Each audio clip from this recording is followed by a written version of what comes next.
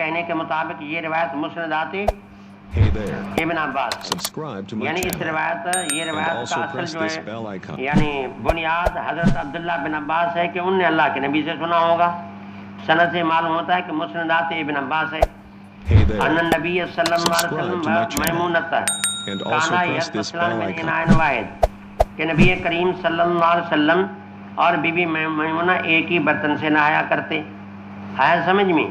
पहले तो मैं आपको ये समझाना चाहता हूँ कि ऊपर जो है तर्जुमतुल बाब है अल गुस्ल बिस्साइ व नहवी, कि आदमी जो है वो सा से गुस्ल करे या सा के करीब करीब कोई बर्तन हो, आदमी उसके साथ क्या करे, गुस्ल करे।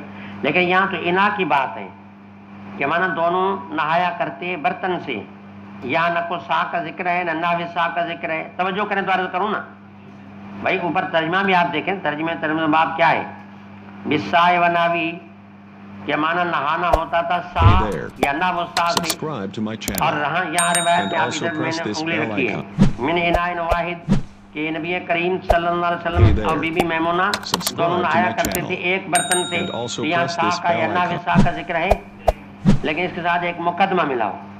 मुकदमा ये मिलाओ कि यहाँ जिक्र बर्तन का है और उस जमाने में बर्तन छोटे हुआ करते थे, इतने बड़े नहीं हुआ करते थे। इससे मालूम हुआ कि वो सा के लगभग होगा। वो क्या होगा? अच्छा, ये तो तर्जमा इससे साबित हो गया। आगे काल अबू अब्दुल्लाह इमाम बुखारी कान इब्न उयैना यक़ूलु अखीरन अन इब्न अब्बास अन मैमूना। इमाम बुखारी कहते हैं कि ये रिवायत तो मुझे सुफियान बिन उयैना से मिली है अबू नुऐम के वास्ते से, लेकिन कान इब्न उयैना यक़ूलु अखीरन, आखिरी जिंदगी में सुफियान बिन उयैना इस रिवायत को यूं बयान किया करते अन इब्न अब्बास अम मैमूनता, कि ये रिवायत अब्दुल्ला बिन अब्बास से है और किससे है? बीबी। अब मुझे बताओ कि पहली रिवायत इस रिवायत का बाहमी क्या फ़र्क है?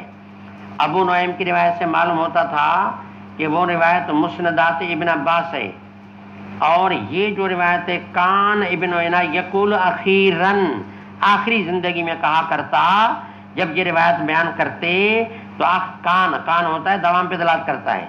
लफ्ज़ काला निकाह इमाम बुखारी ने कान कहा, या देखो कान इब्न उयैना काला ने कहा, इसलिए कि कान में इशारा दवाम की तरफ होता है कि आखिरी जिंदगी में हमेशा सुफियान बिन उयैना जब रिवायत को बयान करते तो कहा करते अन इब्न अब्बास अन मैमूना, अन इब्न अब्बास अम मैमूना। अब इससे समझ में क्या आता है कि ये रिवायत मुस्नदात मैमूना से है, मुस्नदात, और उससे अबू नुऐम के तरीक़े से मालूम होता है कि मुस्नदात इब्न अब्बास से। अच्छा, एक बात। फिर दूसरी बात जो आप ये समझें कि जो हजरात सुफियान बिन उयैना से इस रिवायत को मुस्नदात मैमूना करार देते हैं वो रुवात भी ज़्यादा हैं। सुफियान बिन उयैना के जो शागिर्द हैं वो बहुत सारे हैं जो इस रिवायत को मुस्नदात मैमूना करार देते हैं। क्या करार देते हैं? तो अब एक वजह तरजीह ये है कि यहाँ कसरत भी है। अच्छा, वो शागिर्द भी ऐसे हैं कि सुफियान बिन उयैना के साथ उनकी मुलाजमत भी है, यानी अपने उस्ताद के साथ हमेशा रहने वाले। तो एक तो माना उनमें कसरत भी है, दूसरी बात उनमें मुलाजमत भी है। इतने बहुत सारे लोग सुफियान बिन उयैना से ये नकल करते हैं कि ये रिवायत मैमूना की है, इब्न अब्बास की नहीं है। अच्छा, अबू नुऐम और इस किस्म के जो लोग हैं वो सुफियान बिन उयैना से बयान करते हैं कि ये रिवायत मुस्नदात इब्न अब्बास है।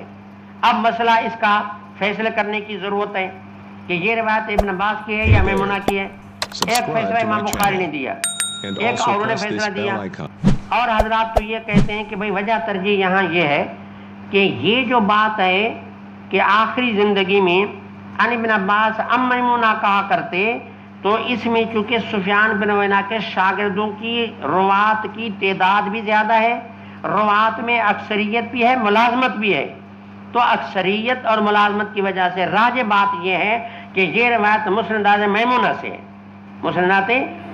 लेकिन इमाम बुखारी ये फैसला नहीं करते।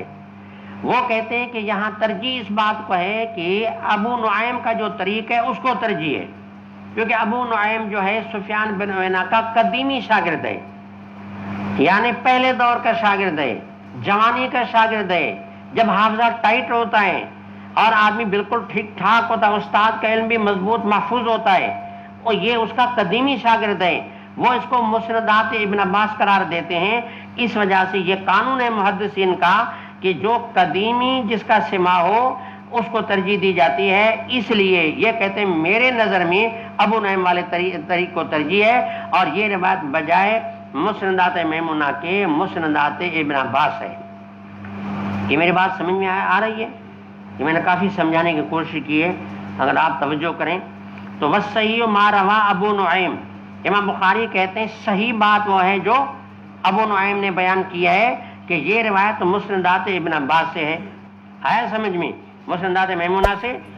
باقی امام بخاری فرماتے ہیں کہ صحیح یہ ہے، اور جنہوں نے یہ کہا روات کی جماعت نے جن کی ملازمت بھی ہے، انہوں نے کہا ام میمونہ، اس کی بھی وجہ ہے۔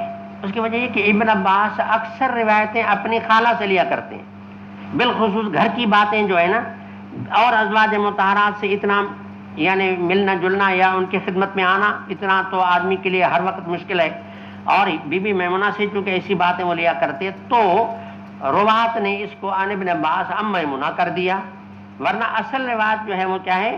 یہ ابن عباس ہی کی روایت ہے۔ لیکن ٹھیک ہے، فنی لحاظ سے امام بخاری کی بات صحیح ہے کہ ان کو قدیمی سوائے، لیکن یہ بات بے فرق کیا ہوگا؟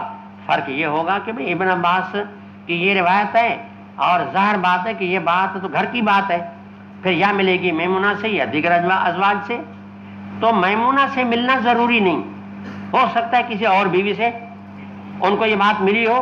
کتب گنگوئی یہ فرماتے ہیں، کتب گنگوئی یہ فرماتے ہیں کہ یہ روایت مسندات ابن عباس ہے، اور بعض لوگوں نے یہ سمجھا کہ چونکہ روایت میمونہ سے لیا کرتے ہیں لہذا عن ابن عباس ام میمونہ کر دیا، ورنہ حقیقت یہ کہ یہ روایت امام بخاری کی رائے کو ترجیح ہے، اور پھر یہ کہ روایت ابن عباس کی ہے۔ باقی سوال ہے کہ یہ تو گھر کا مسئلہ ہے، ان کو کہاں سے ملا؟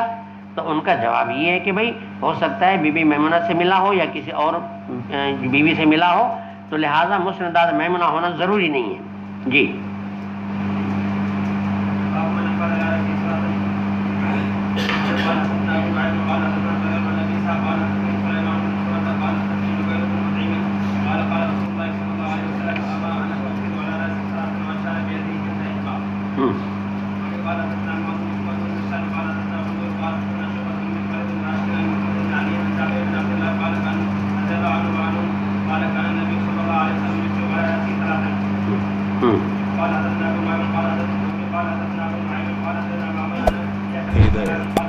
Subscribe to my channel and also press this bell Abu icon. جعفر محمد باقر وہی آ گیا، قال علی جابر کہ میرے پاس جابر